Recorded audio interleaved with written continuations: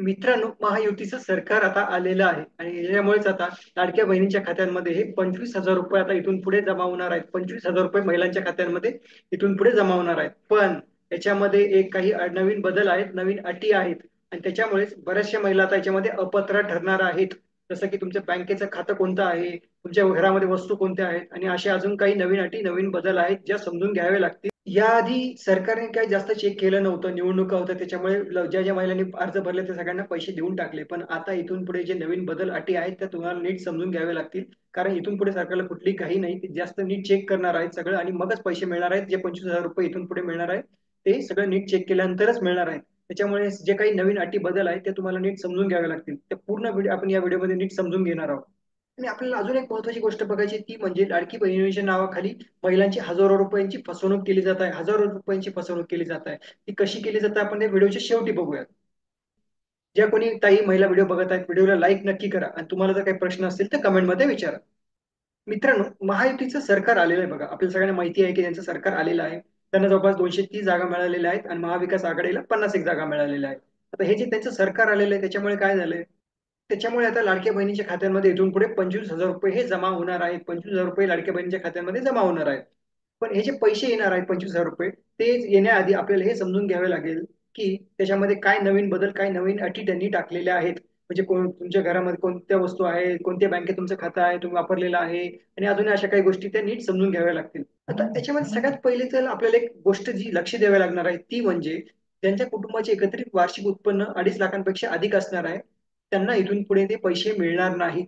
म्हणजे बघा, समजा 2.5 लाखापेक्षा जास्त उत्पन्न ज्या कुटुंबाचं आहे त्यांच्या कुटुंबामध्ये नक्कीच एसी असेल, फ्रीज असू शकतं किंवा 4 चाकी सुद्धा त्यांच्या कुटुंबाकडे असू शकते जर उत्पन्न 2.5 लाखांपेक्षा जास्त आहे. आता अशा काही वस्तू असतील घरामध्ये तर मग त्यांना इथून पुढे ते पैसे मिळणार नाहीत. आता तुम्हाला वाटेल की आतापर्यंत मिळाले, पण लक्षात घ्या तेव्हा निवडणुका होत्या, सरकारला घाई होती, जास्त काही चेक केलं गेलं नाही. पण जर उत्पन्न हे 2.5 लाखांपेक्षा जास्त असेल कुटुंबाचं तर इथून पुढे आता ती अडचण येणार आहे, पैसे मिळणार नाहीत.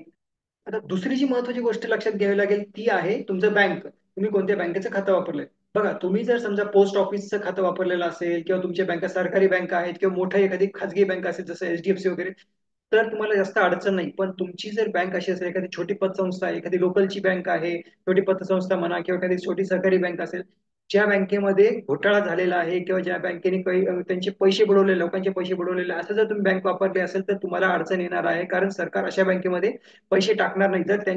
जर सरकारच्या लक्षात आलेलं आहे की ह्या बँकेमध्ये काहीतरी गैरव्यवहार चालू आहे, फसवणूक चालू आहे, तर त्या बँकेमध्ये सरकार पैसे टाकणार नाही. त्याच्यामुळे तुम्ही जर अशी कोणती बँक दिली असेल जी छोटी मोठी पतसंस्था आहे, लोकलची बँक आहे, तर तिथून तुम्ही काय करा, तुमचं खातं काढून टाका आणि तुम्ही चांगली जी बँक असेल, सरकारी बँक असेल किंवा कधी मोठी खाजगी बँक आहे, पोस्ट ऑफिस आहे, तिथे नवीन खातं उघडा आणि ते मग तुमच्या आधार कार्डला लिंक करून घ्या. म्हणजे तुम्हाला कुठली अडचण येणार नाही. तुम्हाला इथून पुढचे जे 25,000 रुपये आहेत ते व्यवस्थित चालू राहतील.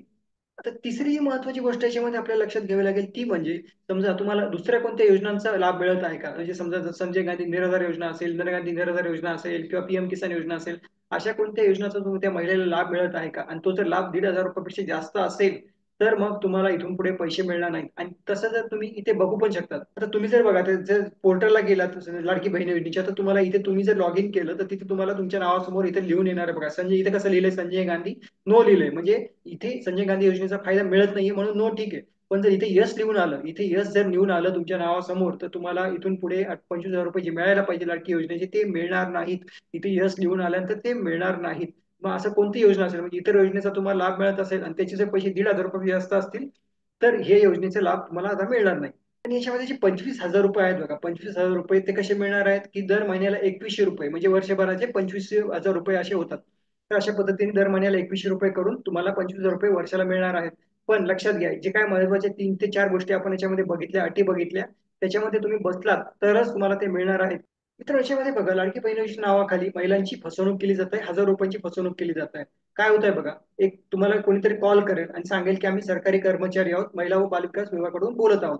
असा जर तुम्हाला कॉल आला तर ते काय, आणि तुम्हाला जर ते पटलं तर ते काय तुमच्याकडून पूर्ण माहिती घेते. तुम्हाला विचारतील की तुम्हाला लाडकी बहिणीचे पैसे आले आहेत का, तुम्हाला काही अडचण आहे का, तुम्हाला कोणता हप्ता मिळाला नाही का. समजा तुम्हाला एखादा हप्ता मिळाला नसेल तर ते नीट विचारून घेतील. आणि इथून पुढे तुम्हाला पैसे चालू ठेवायचे असतील तर ते पुन्हा तुम्हाला सांगतील की तुम्हाला जर पैसे चालू ठेवायचे असेल तर आम्हाला काही माहिती द्यावी लागेल. तर तुम्ही जर, मग ते तुम्हाला विचारतील की तुमचं बँक कोणती आहे, तुमचं बँकेचा खाता नंबर काय आहे, तुम्ही फोन पे वापरता का, वगैरे गोष्टी विचारतील. आणि तुम्ही जर त्यांना सगळी माहिती देऊन टाकली तर ते काय म्हणतील की तुम्हाला एक लिंक येणार आहे, तुमचे मेसेज तुम्हाला मोबाईलवर एक लिंक येईल, मेसेज येईल, त्या लिंकवर क्लिक करायचं. त्या लिंकवर जर तुम्ही क्लिक केलं तर तुमच्या खात्यातून पैसे काढून घेतले जात आहेत. अशा पद्धतीने हजारो रुपयांची फसवणूक ही महिलांची केली जात आहे. त्याच्यामुळे लाडक्या बहिणी योजनेचा असा कुठलाही तुम्हाला फोन येत नाही, सरकारचा कुठलाही असा फोन येत नसतो. त्यामुळे अशा कुठल्याही गोष्टींवर विश्वास ठेवू नका.